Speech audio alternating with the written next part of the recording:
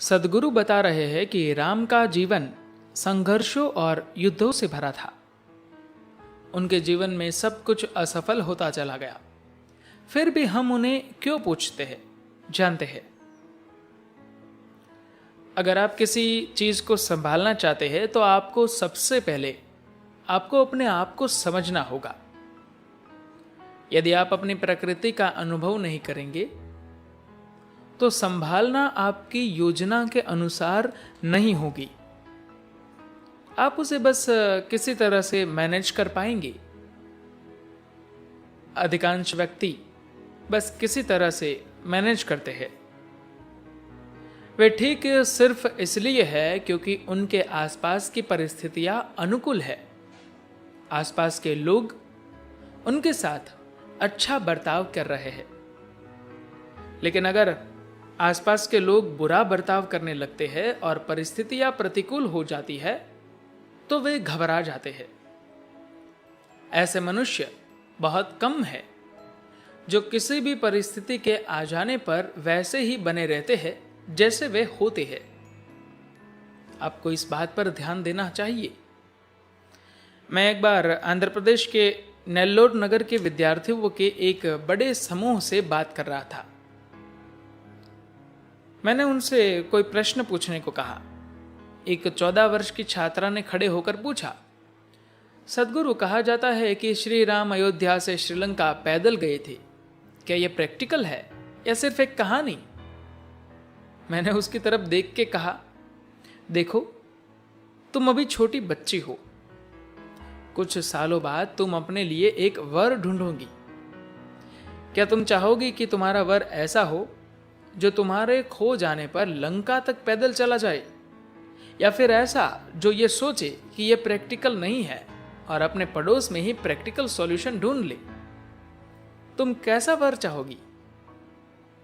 खैर, एक बच्ची भी जानती है कि उसका वर कैसा होना चाहिए। मैं ये प्रश्न इसलिए बीच में ला रहा हूं क्योंकि मैं चाहता हूं कि जो मैं बताने जा रहा हूं उसे आप सभी बिना किसी प्रतिक्रिया के ध्यान से सुने। राम का जीवन एक आपदा है, दुर्घटनाओं का एक निरंतर सिलसिला है। एक ऐसे व्यक्ति जो राजकुमार के रूप में जन्मे हो, जिनका एक राजा के रूप में राज्याभिषेक हुआ हो और हाल ही में जिनका विवाह अपनी युवा पत्नी से हुआ हो, किन्हीं राजनीतिक कारणों से जंगल में जा पहुंचते हैं। हो सकता है कोई टीवी शो जंगल में जीवन जीने को किसी प्रकार के रोमांटिक प्रसंग के रूप में दिखाता हो, पर मैं आपको बता रहा हूं कि जंगल में रहना कोई रोमांटिक अनुभव नहीं है। आप जानते हैं, मैं खुद कई हफ्ते जंगलों में अकेला रहा हूं। जो कुछ भी जंगल में खाने को मिलता उसी पर गुजारा करता था। 3-4 हफ्तों बाद जब मैं जंगल से बाहर किसी नगर में आता था तो लोग मुझे पहचान नहीं पाते थे। ऐसा ही होता था। तो एक युवा पत्नी जो कोई आदिवासी नहीं थी बल्कि एक राजकुमारी थी, उनके साथ जंगल में रहना बहुत कठिन रहा होगा। ये जानते हुए कि जंगल में रहना कितना कठिन होगा, छोटा भाई दोनों की मदद करने के लिए उनके साथ चल देता है। जैसे उतना काफी नहीं था, उनकी पत्नी का अपहरण हो जाता है और वो श्रीलंका जा पहुंचती है। राम उदास हो जाते हैं और अपनी प्रिय पत्नी को खोजते हुए पूरा सफर पैदल तय करते हैं। उन्हें यह भी नहीं पता कि उनकी पत्नी जीवित है या मर चुकी है या किस दशा में है। वे पूरा सफर तय करते हैं, एक फौज खड़ी करते हैं, समुद्र पार करते हैं, एक सुंदर नगर को जला देते हैं और बहुत सारे लोगों की जान ले लेते हैं। इस तरह वे अपनी पत्नी को प्राप्त करते हैं और वापस घर लौटते हैं। अब उनकी पत्नी गर्भवती है। सोनोग्राम तो होता नहीं था, तो वह यह नहीं जानते कि लड़का है या लड़की या लड़के या लड़कियां या क्या है। एक राजा के लिए पुत्र का होना बहुत जरूरी होता था क्योंकि उन्हें एक उत्तराधिकारी की जरूरत होती थी। मगर एक बार फिर राजनीतिक कारणों से वह अपनी गर्भवती पत्नी को जंगल भेज देते हैं। वह वहां 2 बालकों को जन्म देती है जिसके बारे में राम को पता नहीं चल पाता। फिर वे अपने ही पुत्रों के साथ युद्ध लड़ते हैं। किसी के भी जीवन में सबसे बड़ी दुर्घटना ये हो सकती है कि जानबूझकर या अनजाने में वे अपने ही बच्चों की जान ले ले। इससे बड़ी दुर्घटना कोई नहीं हो सकती, है ना? राम के साथ लगभग ऐसी चीजें हुई थी। उन्होंने अपने बच्चे को लगभग मार ही डाला था। किसी तरह भाग्य से या जो भी परिस्थिति रही होगी, उन्होंने अपने बच्चे को नहीं मारा। उन्होंने उनको मारने की पूरी कोशिश की थी, बिना जाने कि वे दोनों कौन है। उसके बाद सीता कभी उनसे दोबारा मिल नहीं पाई और वे मर गई। क्या आप इसे एक कामयाब जीवन कहेंगे? नहीं। लेकिन हम उनको पूछते हैं। फिर क्यों आप ऐसी असफलता को पूछते हैं? इसलिए क्योंकि उस मनुष्य ने कभी भी किसी भी परिस्थिति में क्रोध नहीं किया और न ही कभी अपने अंदर कड़वाहट पैदा की। उन्होंने कभी अपना संयम नहीं खोया। वे हमेशा अपना संतुलन 100% बनाए रखते थे। उन्होंने अपने सिद्धांतों और मूल्यों का जीवन भर पालन किया। उनके जीवन में मुसीबतें बराबर आती रही, लेकिन वे हमेशा स्थिर और परिस्थितियों से अछूते बने रहे।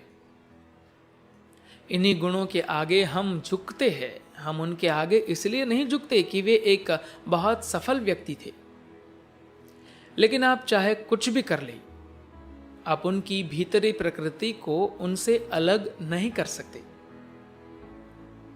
अगर इनमें से कोई एक दुर्घटना किसी के जीवन में घटित हो तो अधिकतर लोग टूट जाएंगे, है ना? इनमें से सिर्फ एक दुर्घटना किसी के जीवन में घटित हो तो वह दिमागी संतुलन खो बैठेंगे। राम के जीवन में निरंतर दुर्घटनाएं होती रही, लेकिन वे हमेशा संतुलित रहे। हम इस गुण को नमन करते हैं, क्योंकि यही गुण भीतरी मैनेजमेंट है। क्योंकि आप बाहरी परिस्थितियों को कंट्रोल नहीं कर सकते। अगर आप दुनिया में कुछ करना चाहे तो आपको दुनिया से क्या मिलेगा इस पर आपका कोई कंट्रोल नहीं है, लेकिन आप उन परिस्थितियों को अपने जीवन में कैसे ढालते हैं वह 100% आपके ऊपर है। अगर हम अपनी राह में आने वाली परिस्थितियों से बचने की या उन्हें कंट्रोल करने की कोशिश करते हैं तो हमारा जीवन बिना संभावनाओं की रुकावटों से भरा रहेगा। अगर आप कल सुबह हो सकने वाली अनेक परिस्थितियों को कंट्रोल करने की कोशिश करेंगे तो आप तक सीमित जीव नहीं जी पाएंगे। आप बाहर की दुनिया में निडर होकर कदम तभी रखेंगे जब आप अपने अंदर स्पष्ट है कि चाहे कोई भी परिस्थिति क्यों न आ जाए, मैं संयम से रहूंगा, है ना? जब आप इसको लेकर सुनिश्चित है तभी आप जीवन खुल के जी पाएंगे, अन्यथा आप एक अधूरा जीवन जिएंगे। अधिकांश लोग अधूरा जीवन जीते हैं क्योंकि उन्हें दुख का भय रहता है। यदि ऐसा हुआ तो मुझे क्या होगा? अगर वैसा हुआ तो मेरे साथ क्या होगा? अगर आपकी भीतरी मैनेजमेंट अच्छे तरीके से हो रही हो, अगर आप अपने विचारों को मैनेज करना जानते हैं, अपनी भावनाओं को मैनेज करना जानते हैं, अपने शरीर को मैनेज करना जानते हैं, अपनी केमिस्ट्री, अपनी ऊर्जा, अगर आप इन सभी को मैनेज करना जानते हैं, मैं पूछता हूं कि अगर आप नरक में भी चले जाते हैं तो क्या फर्क पड़ेगा? आपको किसी भी परिस्थिति में से कोई परहेज नहीं होगा और आप इस दुनिया में किसी भी हालत का सामना करने से नहीं कतराएंगे, क्योंकि आपके भीतर आनंद की केमिस्ट्री होगी। राम के ऊपर चाहे आप कितनी भी तकलीफें क्यों न फेंके, उनके भीतर हमेशा एक शांतिमय केमिस्ट्री होती है। उसी प्रकार अगर आपके अंदर एक आनंदित केमिस्ट्री हो तो चाहे कोई आपको कितनी भी तकलीफें क्यों न दे, आप आनंदित ही रहेंगे। धन्यवाद।